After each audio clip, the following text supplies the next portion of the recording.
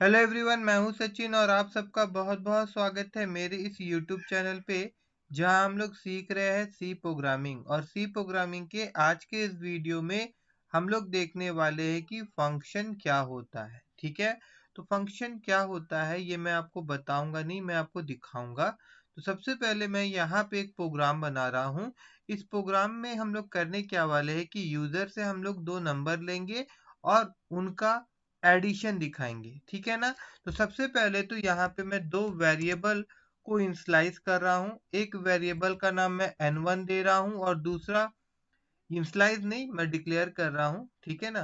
तो एक वेरिएबल का नाम n1 और एक वेरिएबल का नाम मैं n2 दे रहा हूँ, और एक वेरिएबल जिसमें इन दोनों का सम का वैल्यू मैं स्टोर कराऊंगा उसका नाम मैं सम रख रहा हूँ। उसके बाद यहाँ पे यूजर को हम लोग कुछ दिखवाएंगे ना कि भाई ये करना है, ऐसा हम लोग बताएंगे ना। तो उसके लिए आप प्रिंटफ में ले रहा हूँ, और प्रिंटफ के बाद यहाँ पे मैं स्लैश n लिख रहा हूँ, और फिर मैं यहाँ पे लिखूंगा प्लीज।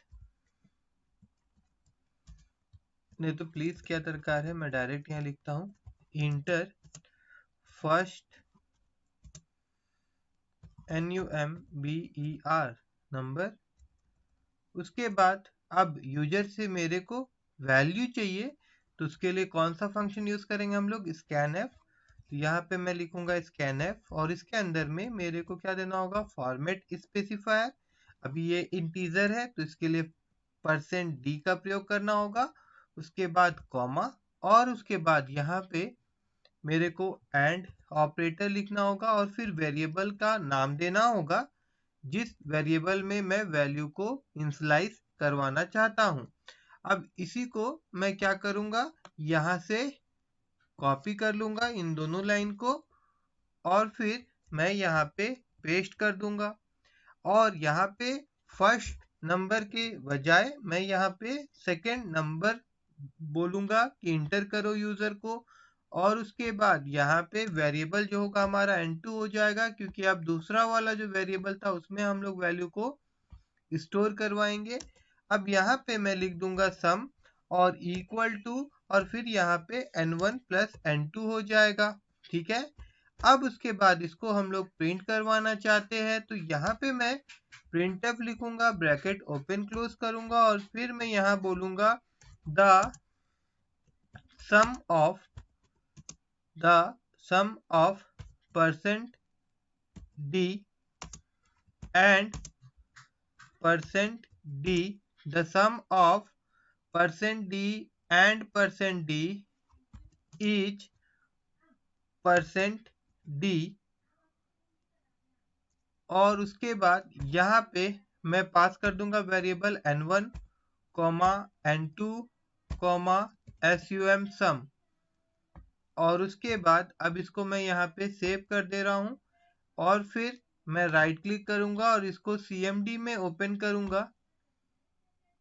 यहाँ पे GCC और फाइल का नाम .c इंटर। तो यहाँ पे मेरे को नो फाइल दिखा रहा है, क्योंकि एक छोटा सा मिस्टेक हुआ है फाइल नेम देने में। मेरा फाइल का नाम fun है और फिर .c। तो अब ये कंपाइल हो गया है। अब a.exe लिखूंगा और इंटर मारूंगा, तो यहाँ पे ये पहला नंबर मांग रहा है मेरे से, तो मैं 45 दे रहा हूँ। फिर दूसरा नंबर ये मांग रहा है तो मैं 55 दे रहा हूँ। तो देखिए यहाँ पे ये मेरे को दिखा दिया है the sum of 45 and 55 is 100। Okay. अब आप लोग सोच रहे होंगे कि इस तरह का प्रोग्राम तो आप लोग ऑलरेडी कर चुके हैं, तो इसमें हम लोग फंक्शन के बारे में तो कुछ भी नहीं देखे हैं। जी अभी मैं आपको दिखाना चाहता हूँ, जैसे कि ये सारा चीज जो है ये फंक्शन के माध्यम से मैं अगर करना चाहूंगा तो कैसे होगा।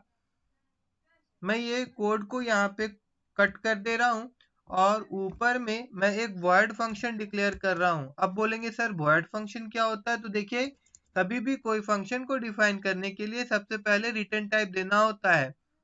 जिस प्रकार से हम लोग वेरिएबल डिक्लेयर करने समय हम लोग डाटा टाइप देते हैं, उसी प्रकार से फंक्शन डिक्लेयर करने से पहले हम लोगों को रिटर्न टाइप देना होता है। रिटर्न टाइप दैट मीन्स आप ये समझ जाइए कि किस प्रकार का डाटा उस फंक्शन से हम लोग रिटर्न करवाने वाले हैं। तो अभी फिलहाल जो फंक्शन में बनाने वाला हूँ उससे कोई भी डाटा मैं रिटर्न नहीं करवाना चाहता हूँ, तो मैं यहाँ पे void लूंगा। और उसके बाद फंक्शन का नाम, तो अब ये फंक्शन कर क्या रहा है भाई, ये फंक्शन 2 नंबर को जोड़ रहा है, तो इस फंक्शन का नाम मैं ऐड रख दूंगा, फिर ब्रैकेट ओपन क्लोज होगा और फिर कर्ली ब्रैकेट ओपन क्लोज कर दूंगा मैं। और फिर वो जो सारा कोड मैंने यहाँ मेन फंक्शन में लिखा था मैं यहाँ पे पेस्ट कर दूंगा। अब उसके बाद मैं इसको सेव कर दूंगा और फिर आपको मैं CMD में ले जाता हूँ, और CMD में ले जाने के बाद मैं अगेन इसी फाइल को कंपाइल कर रहा हूँ।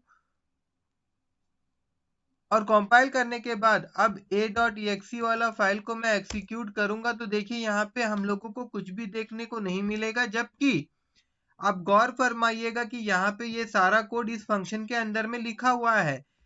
फिर हम लोगों को यहाँ कुछ भी नजर क्यों नहीं आ रहा है, बिकॉज जैसे फंक्शन हम लोग यहाँ पे डिफाइन किए हैं, तो देखिए फंक्शन तब तक एग्जीक्यूट नहीं होगा, तब तक काम नहीं करेगा जब तक उसको बुलाया ना जाए।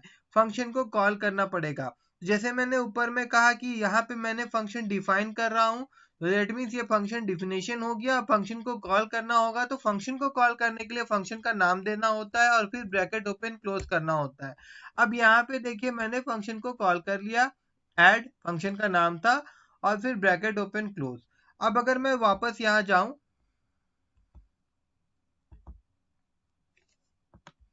देखिए यहाँ जाऊं और इसको फिर से मैं अगर एक बार मैं इसको क्लियर कर देता हूं, एंड देन इस फाइल को अगेन मैं रन कर रहा हूं और फिर यहाँ पे exe को कर रहा हूं, तो आप देखिए काम कर रहा है।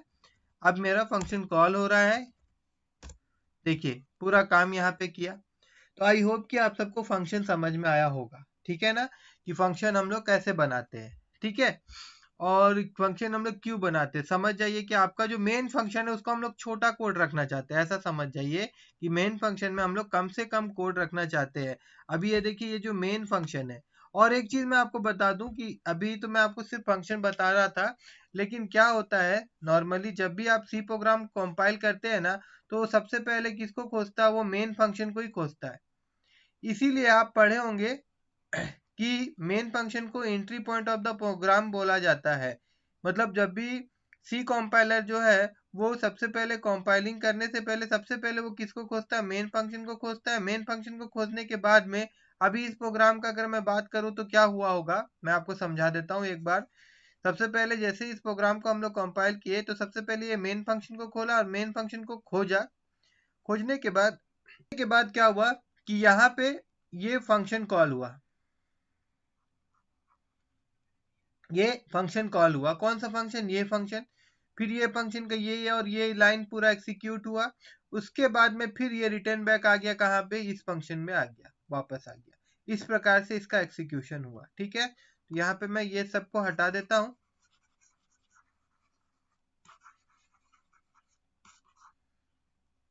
और अभी यहाँ पे देखिए जैसे कि ये जो वेरिएबल नंबर सब था, ये मैं इस फंक्शन में ही लिख रहा था, मगर मान लीजिए कि ये मेरे को अगर यहाँ से पास करना होता तो मैं इतना कोड जो था यहाँ से हटा देता और उसके बाद में इसको मैं कहाँ रखता, मैं यहाँ रखता, ठीक है।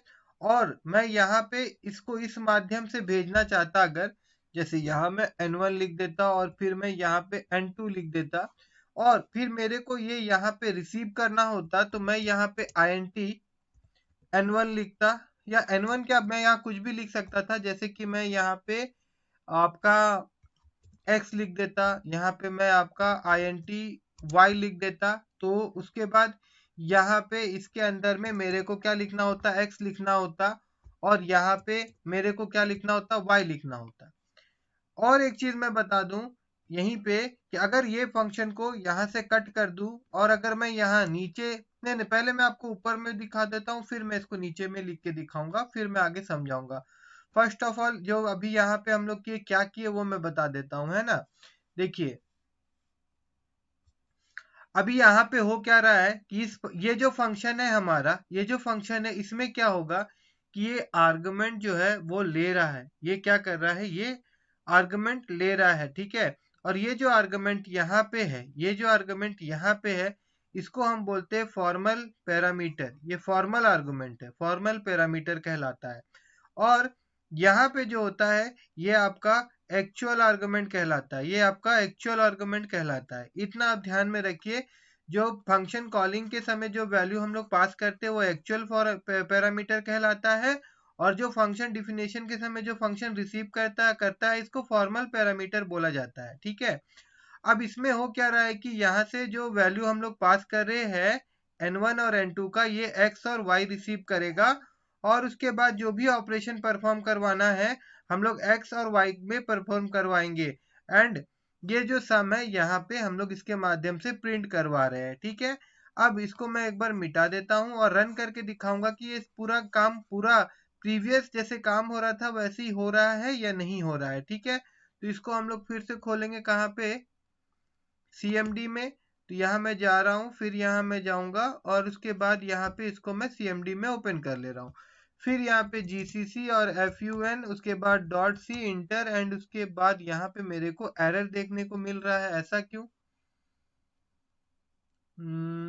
यहाँ पे अनडिक्लेयर सम बोल रहा है। ओके, कोई बात नहीं। यहाँ पे देखिए जो सम है ये डिक्लेयर यहाँ पे हुआ है, जबकि यहाँ पे हमको डिक्लेयर करना था, तो यहाँ पे INT सम कर देते हैं। और ये जो सम यहाँ पे है इसको मैं यहाँ पे हटा देता हूँ और यहाँ पे मिटा देता हूँ। ओके, अब वापस से इसको मैं CMD में ओपन करूंगा यहाँ पे, और GCC उसके बाद FUN उसके बाद .c और इंटर। तो अब फिर से यहाँ पे मेरे को क्या देखने को मिल रहा है, एरर। यहाँ पे क्या बोल रहा है, N1 जो है वो अनडिक्लेयर है, N1 जो है वो अनडिक्लेयर है। हाँ, वेरी गुड, अच्छा है, क्योंकि देखिए यहाँ पे तो हम लोग x और y लिखे हैं, तो फिर ये N1 और N2 थोड़ी ना काम करेगा। यहाँ पे मेरे को x लिखना होगा, और यहाँ पे मेरे को क्या लिखना होगा, y लिखना होगा। ठीक है, अब वापस से फिर से इसको हम लोग खोलते हैं कमांड प्रमोट में, और यहाँ पे मैं फिर से लिखता हूँ GCC और उसके बाद FUN उसके बाद .c और इंटर। उसके बाद में यहाँ पे a.exe और देन इंटर। अब देखिए काम कर रहा है, 45 लिखता हूँ, फिर मैं 55 लिखता हूँ, और यहाँ पे देखिए जैसा मेरा पहले काम कर रहा था वैसे ही काम कर रहा, लेकिन अभी का प्रोग्राम में और तभी का प्रोग्राम में अंतर है। ठीक है ना? ठीक है, अब इस फंक्शन को हम क्या कहेंगे, इस फंक्शन को हम ऐसा कह सकते हैं कि यहाँ पे ये return accept parameter but no return type, कुछ रिटर्न नहीं कर रहा है। इससे पहले जो था उसमें ना तो कोई पैरामीटर एक्सेप्ट कर रहा था और ना ही वो कुछ रिटर्न कर रहा था, और ना ही कुछ रिटर्न कर रहा था। ठीक है, अब इसमें एक चीज और मैं समझाना चाह रहा था तभी, मगर मैं रुक गया था, कि यहाँ पे अगर इस फंक्शन को यहाँ से काट दिया जाए और उसके बाद यहाँ पे इसको पेस्ट कर दिया जाए, और फिर से अगर मैं इसको कंपाइल करके रन करूंगा तो क्या ये रन होगा? ठीक है, एक बार देखिए, मैं इसको CLS करके क्लियर कर देता हूं, और उसके बाद में अभी इसको मैं फिर से रन करता हूं, तो ये क्या दिखा दे रहा है, देखिए यहाँ पे गौर करिएगा, implicit declaration of a function add. Main क्या होता है कि जब भी हम C प्रोग्राम को एग्जीक्यूट करते हैं तो ऊपर से ये रन होता है। ठीक है, तो अब जैसे ही मैं यहाँ पे ये फंक्शन को कॉल कर रहा हूँ, ये ऊपर जाके इस फंक्शन को खोज रहा है, मगर ये मिल नहीं रहा क्योंकि फंक्शन तो नीचे है। तो ये इस चीज को सॉर्ट आउट करने के लिए हम लोग क्या कर सकते हैं कि इसी चीज को ऊपर में एक बार हम लोग ऐसे करके लिख देंगे। तो अब ये जो लाइन है ना, ये क्या कहलाएगा, ये फंक्शन डिक्लेरेशन करता है। और आप सबको समझ में आ गया होगा कि फंक्शन डिक्लेरेशन करता क्या। देखिए, फंक्शन डिक्लेरेशन कुछ नहीं है, जो फंक्शन हम लोग आने वाले समय में बनाने वाले हैं, बस ये कंपाइलर को पहले बता देता है कि भाई इस प्रकार का एक फंक्शन अवेलेबल है, इस प्रकार का एक फंक्शन अवेलेबल है। और उसके बाद क्या होता है, यहाँ पे नीचे में भी अब हमने फंक्शन को डिक्लेयर कर दिया तो वो उसको खोज लेगा। अब ये एरर नहीं दिखाएगा। अगर मैं आपको यहाँ दिखाऊं, एक बार इसको मैं सेव कर देता हूँ, सेव हो गया ये, और वापस से यहाँ मैं जाता हूँ, और उसके बाद में यहाँ पे अगर मैं आऊं और इंटर मारूं तो अभी एग्जीक्यूट कर लिया है, और उसके बाद a.exe लिख करके मैं अगर इंटर मारूं तो ये काम भी कर रहा है, ये काम भी कर रहा है। ठीक है, तो आई होप कि आप सबको फंक्शन डिक्लेरेशन, फंक्शन डिफिनेशन भी समझ में आ गया होगा, और पैरामीटर क्या होता है, एक्चुअल पैरामीटर और क्या होता है, फॉर्मल पैरामीटर क्या होता है। और एक चीज जैसे कि अभी आप लोग देखे होंगे, मैंने अभी आपको बताया था, फिर से मैं बता देता हूं कि यहाँ पे फंक्शन कॉलिंग के समय जो वैल्यू हम लोग पास करते हैं ये एक्चुअल पैरामीटर कहलाता है, और फंक्शन जब ये वैल्यू को रिसीव करता है तब ये वैल्यू फॉर्मल पैरामीटर कहलाता है फर्स्ट ऑफ ऑल। उसके बाद ये पूरा लाइन का अगर हम लोग बात करें तो इसको फंक्शन डिक्लेरेशन कहा जाता है, और ये फंक्शन जहां पे मैंने पूरा का पूरा डिफाइन किया है इसको फंक्शन डिफिनेशन कहा जाता है, फंक्शन डिफिनेशन कहा जाता है। ऊपर में डिक्लेरेशन, नीचे में डिफिनेशन कहा जाता है, ठीक है। उसके बाद में और एक चीज यहाँ पे मैं आप लोगों को बताने वाला हूँ, और एक चीज मैं बताने वाला हूँ, वो क्या है कि अभी जो हम लोग फंक्शन बनाए हैं इसमें क्या हुआ है, इसमें पैरामीटर ले रहा है मगर कुछ रिटर्न पास नहीं कर रहा, मतलब कुछ रिटर्न नहीं पास कर रहा है। इससे पहले वाला जो हम लोग देखे थे उसमें नो आर्गुमेंट था और नो रिटर्न था। पहला वाला जो देखे थे उसमें नो आर्गुमेंट नो रिटर्न था, इसमें क्या हो रहा है, आर्गुमेंट तो है बट रिटर्न कुछ भी नहीं है। ओके, अब आगे देखिए, और एक चीज मैं आपको बता दूं कि एक काम और करना चाहिए था, जब भी हम लोग फंक्शन बनाते हैं तो यहाँ पे अगर मैं रिटर्न लिख दूं तो अच्छा रहता है, क्योंकि ये फंक्शन को क्या करता है कि एंड कर देता है, फंक्शन को यहाँ से ये एग्जिट कर देगा। अगर मैं यहाँ पे रिटर्न लिख दूं और इसको फिर से एक बार मैं कंपाइल करके दिखाऊं तो देखिए यहाँ पे कोई एरर देखने को तो मेरे को नहीं लगता कि एरर मिलेगा, हम लोगों को देखिए नहीं मिला। और उसके बाद मैं इंटर मारूं तो ये बिल्कुल अच्छा से काम भी कर रहा है। ओके, अब क्या करना है, मान लीजिए कि अब हमको कुछ वैल्यू रिटर्न करवाना है, कुछ वैल्यू रिटर्न करवाना है, तो क्या करना होगा भाई, यहाँ पे सबसे पहले तो जो इसका रिटर्न टाइप है इसको चेंज करना होगा, और फिर बताना पड़ेगा कि भाई हम किस तरह का वैल्यू यहाँ पे रिटर्न करवाना चाहते हैं।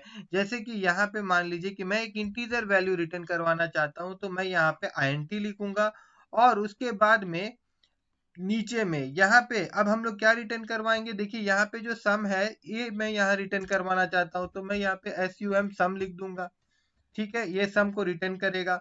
और यहाँ पे जो प्रिंट हो रहा था ये प्रिंट स्टेटमेंट को मैं यहाँ से कट कर दे रहा हूँ, और कट करने के बाद में अब मैं क्या करूंगा कि मैं इसको यहाँ पे पेस्ट करूंगा, यहाँ पे मैं पेस्ट करूंगा, और उसके बाद में यहाँ पे मैंने सम को लिखा, तो यहाँ पे सम नहीं लिख कर मैं कोई और वेरिएबल लिख लेता हूँ ans नाम से, आंसर। और यहाँ पे मैं क्या करता हूँ, एक वेरिएबल और डिक्लेयर कर लेता हूँ ans नाम से, और उसके बाद मैं क्या करता हूँ, ये जो फंक्शन मैंने यहाँ पे कॉल किया है ऐड, तो इसको ऊपर करना पड़ेगा कॉल, मेरे को कट करके मैं इधर चल जाता हूँ और यहाँ पे मैं कॉल कर लेता हूँ। और उसके बाद यहाँ पे ऊपर में जो हम लोग ans वाला वेरिएबल बनाए थे उसको मैं यहाँ ऐसे लिखूंगा और इक्वल टू ऐड लिख दूंगा। इससे होगा क्या कि ये फंक्शन जो वैल्यू रिटर्न कर रहा है वो इस वेरिएबल में स्टोर हो जाएगा और यहाँ पे फिर उसको ये प्रिंट कर देगा। अभी मैं इसको सेव कर देता हूँ, वापस यहाँ आता हूँ और फिर से इसको एक बार मैं कंपाइल करता हूँ, तो यहाँ पे इतना सारा एरर हम लोगों को देखने को मिल रहा है, क्यों? यहाँ पे क्या बोल रहा है, रिटर्न विथ वैल्यू इन। अच्छा देखिए, सिंपल सा बात है, कोई बड़ा बात नहीं है। ऊपर में यहाँ पे तो मैंने बता दिया कंपाइलर को कि भैया ये जो ऐड नाम का फंक्शन है ये इस तरह का डाटा टाइप रिटर्न करेगा, मगर मगर मगर मैंने नीचे में यहाँ पे अभी भी void लिखा था जिसके कारण मेरे को वहां पे एरर देखने को मिला। अब मैंने यहाँ पे भी मैं इसको ठीक कर दिया हूँ, वापस मैं जाऊंगा और यहाँ पे CLS दबा के मैं क्लियर कर देता हूँ, एंड देन अगेन इसको अगर मैं कंपाइल करूँ तो अभी मेरे को फिर से ये एरर दे रहा है। कैसा क्यों है भाई, यहाँ पे x और y है, कहाँ पे ये मेरे को एरर दे रहा है, ये मेरे को लाइन नंबर 10 में दे रहा है x एंड y। जी हाँ, very good, x and y का काम नहीं है अभी, अभी तो यहाँ पे n1 है ना, और यहाँ पे क्या है भाई n2 है ना, तो ये x एंड y कहाँ से देगा, जो है ही नहीं वो कहाँ से प्रिंट करेगा, वो तो फंक्शन नीचे में हम लोग यहाँ प्रिंट करवा रहे थे, तो यहाँ पे x एंड y था ना, यहाँ पे तो वो n और n2 है। तो ठीक है, कोई बात नहीं, इसको फिर से मैं कंपाइल करूंगा। अब ठीक है, और उसके बाद फिर इसको एग्जीक्यूट करते, तो अब ये फिर मांगा खिचिक खिचिक, और देखिए सही से काम कर रहा है। तो इसमें हम लोग क्या कर रहे हैं, आर्गुमेंट भी दे रहे हैं और वैल्यू भी रिटर्न करवा रहे हैं, आर्गुमेंट भी दे रहे हैं और वैल्यू भी रिटर्न करवा रहे हैं। ओके, आई होप कि आप सबको आज का जो क्लास था वो अच्छा लगा होगा, समझ में आया होगा। देखिए फंक्शन खत्म तो नहीं होता है, बट यहाँ तक अभी के लिए बेसिक जानना आप लोगों का, मतलब जितना रिक्वायरमेंट था मैंने बताया, उसके बाद में और भी है, वो नेक्स्ट क्लास में हम लोग देख लेंगे। ठीक है, तो ये वीडियो अगर अच्छा लगा हो तो मेरे इस वीडियो को लाइक करिए और फर्स्ट टाइम अगर आप देख रहे हैं तो मेरे चैनल को सब्सक्राइब करना मत भूलिएगा।